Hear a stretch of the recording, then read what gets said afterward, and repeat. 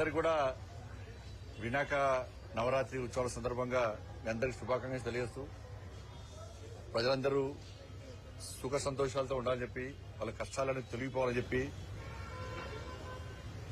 ఒక ప్రశాంతమైనటువంటి నిత్య జీవితాన్ని గడపాలని చెప్పి అటువంటి ఆశీర్వాదాన్ని ఆ విఘ్నేశ్వరుడు ఇవ్వాలని చెప్పి ఆ స్వామివారిని వేడుకుంటూ వాళ్ళ ఏ ఇంటికైనా కూడా ఏ ఇంట్లోనైనా కూడా శాస్త్రాలు చెప్తుంటే ఈ నానుడు ఉంది. ఇంట్లో మహిళ చేతికి తాళచేలు ఇస్తేనే ఆ ఇల్లు బాగుపడుతుంది అని చెప్పి మనం సంపాదించిన డబ్బు కానీ నెలకొచ్చే జీతం కానీ ఇంట్లో మహిళకి ఇస్తేనే దానికి బరకత్ ఉంటుంది అంట మనం.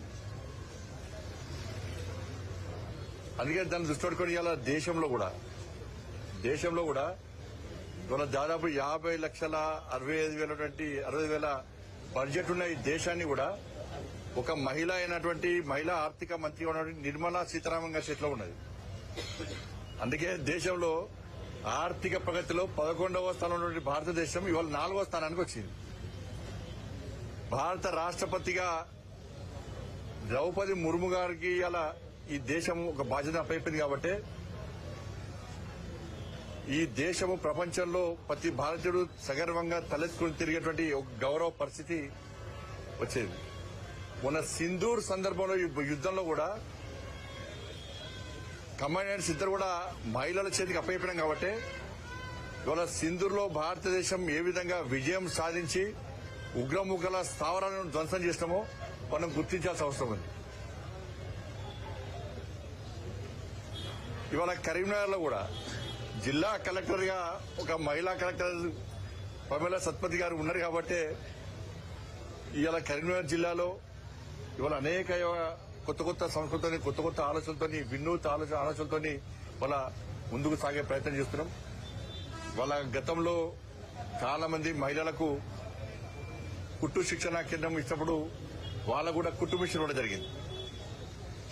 మొన్న చాలా మంది మహిళలు గౌరవ కలెక్టర్ గారిని కలవడము కలిసి మేము పీజీ చేస్తాం సార్, మేము బీటెక్ చేస్తాం సార్, మేము డిగ్రీలు చేస్తాం సార్, మేడం మాకు ఉపాధి లేదు మేడం అని చెప్పి చాలా మంది గౌరవ కలెక్టర్ గారిని కలిసిన తర్వాత మహిళా ప్రాంగణంలో వారికి శిక్షణ ఇవ్వడం, వారికి లైసెన్స్ ఇవ్వడం, వారికి దాదాపు 2 నెలల పాటు అన్ని వసతులు కల్పించి వాళ్ళకి ఎలాంటి ఇబ్బంది లేకుండా అన్ని వసతులు కల్పించి వాళ్ళకి ఆటోస్ ఇవ్వాలని చెప్పి ఒక ఆలోచన వచ్చిన తర్వాత మీకు తెలుసు నిన్ననే సైకిళ్ల పంపిణీ కార్యక్రమాన్ని నిన్న ముగించినాం. నిన్న 10th class girls boys 10th students అందరూ కూడా గవర్నమెంట్ స్కూల్ స్టూడెంట్స్ అందరూ కూడా అప్పుడు కలెక్టర్ గారు బేటీ బచావో బేటీ పడావోలో సైకిల్ ఇచ్చే ప్రయత్నం చేయడం, పాదయాత్ర సందర్భం కూడా ఒక సంఘటన జరగడం, ఇవన్నీ కూడా ఆటోస్ కూడా ఇవ్వాలని చెప్పి ఆలోచనతోని వారు ముందు రావడం.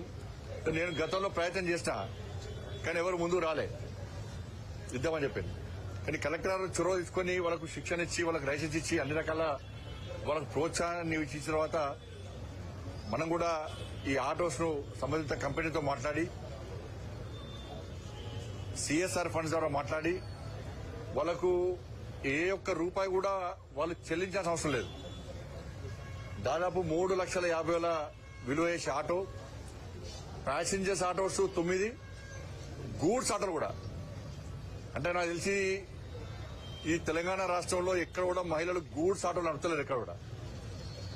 అంటే మేము ఏదైనా చేయగలుగుతాము, ఏదైనా సాధించగలుగుతాము, ఏ విధంగా కష్టపడగలుగుతామని చెప్పి వాళ్ళ కరీంనగర్ లో ఇలా బీటెక్ బిఏలు దాంతోపాటు కుటుంబ పోషణ కోసం ముందుకు వచ్చిన మహిళలందరూ కూడా ముందు రావడం చాలా గూడ్స్ ఆటోలు కూడా వాళ్ళకి ఇవ్వడం జరిగింది.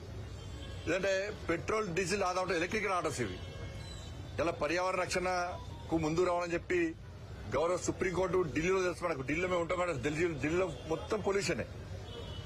సుప్రీంకోర్టే ఆదేశాలు జారీ చేసింది. ఈ పొల్యూషన్ కంట్రోల్ కోసం ఏం చేస్తారో ప్రభుత్వం చేయాలి, వాహనాల సంఖ్యను తగ్గించాలి, ఎలక్ట్రికల్ ఆటోస్ లాంటి వాటిని మనం ప్రోత్సహించాలని చెప్పి గౌరవ సుప్రీంకోర్టు పర్యావరణ విషయంలో ఆదేశాలు ఇచ్చిన తర్వాత వాళ్ళ పొల్యూషన్ తగ్గించడానికి ప్రయత్నం జరుగుతున్నాయి ఢిల్లీలో. దాన్ని దృష్టిలో ఉంచుకొని ఎలాంటి డీజిల్ పెట్రోల్ లేకుండా దానికి ఇంజన్ కూడా ఉండదు.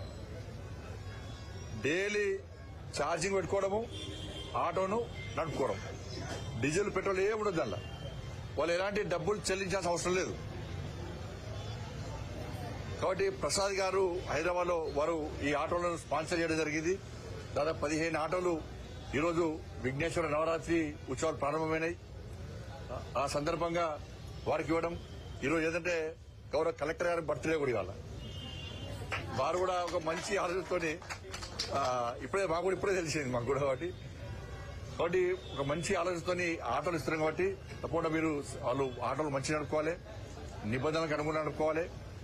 ఎక్కడ ర్యాష్ డ్రైవింగ్ కానీ ఫోన్లు మాట్లాడుకుంటూ పోవడం కానీ అవి చేయదని చెప్పి ఆల్రెడీ వాళ్ళకు చెప్పడం జరిగింది. తప్పకుండా రాబోయే రోజుల్లో ఇంకా కూడా ఇటువంటి కార్యక్రమాలు ముందు తీసుకునే ప్రయత్నం చేస్తాం. అదేవిధంగా ఇప్పుడే తెలిసింది కామారెడ్డి జిల్లా ఎల్లారెడ్డి నియోజకవర్గంలో భారీ వర్షాల వల్ల చాలా మంది ఒక ప్రమాదకర పరిస్థితిలో ఉన్నట్టు తెలిసింది. ఇప్పుడు నేను ఎన్డీఆర్ఎఫ్ అధికారులతో కూడా మాట్లాడడం జరిగింది. హెలికాప్టర్ కావాలని వాళ్ళు కోరుతున్నారు. కాబట్టి రాష్ట్ర ప్రభుత్వానికి సహకరించడానికి ఎన్డీఆర్ఎఫ్ కూడా అలర్ట్ చేయడం జరిగింది. రాష్ట్ర ప్రభుత్వం కూడా జాగ్రత్తగా ఉండాల్సిన అవసరం ఉంది. అందరూ కూడా ప్రజలు కూడా వాళ్ళకి ఆపద వస్తే, ప్రమాదకర పరిస్థితి వస్తే సంబంధిత అధికారులకు సమాచారం ఇచ్చి ఎవరికి ఏ ఇబ్బంది కాకుండా చూసుకోవాల్సిన బాధ్యత కేంద్ర రాష్ట్ర ప్రభుత్వాల మీద ఉంది. కాబట్టి రాష్ట్ర ప్రభుత్వం సహకరించడానికి ఎన్డీఆర్ఎఫ్ కేంద్ర ప్రభుత్వం సిద్ధంగా ఉంది. కాబట్టి ఆ కామారెడ్డిలో ఎల్లారెడ్డి నియోజకవర్గ ప్రజలు ఆదుకునే ప్రయత్నం చేస్తాం. ధన్యవాదాలు.